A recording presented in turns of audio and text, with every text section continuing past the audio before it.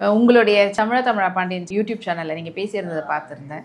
விஜய் வச்சு படம் எடுத்தவங்கலாம் தற்கொலை பண்ணிக்கிட்டாங்க அப்படின்றதெல்லாம். தமிழ்நாட்டு அரசியலில் சினிமாவின் தாக்கம் இல்லாமல் இந்த இளைஞர்களை அரசியல் மயப்படுத்த வேண்டிய தேவை இருக்கு. நீங்க தமிழ்நாட்டை தவிர எல்லா மாநிலங்கள்லையும் சினிமாக்காரனுக்கு இவ்வளவு பெரிய கூட்டமே. கோயம்புத்தூர், மதுரை எடுத்துட்டீங்கன்னா பிரம்மாண்ட கூட்டம். கோயம்புத்தூர்ல ஒரு சகோதரி விஜய்க்கு பூங்குத்து கொடுக்கணும்னு கால் கடுக்க கார் மேல ஏறி நிக்குது. அந்த அம்மா போலீஸ் சொல்றாமா, காரை விட்டு இறங்குமா, சட்ட ஒழுங்கு பிரச்சனைக்கா உன்னை நாங்க போலீஸ் ஸ்டேஷனுக்கு வழக்கு போடணும். போட்டுக்க.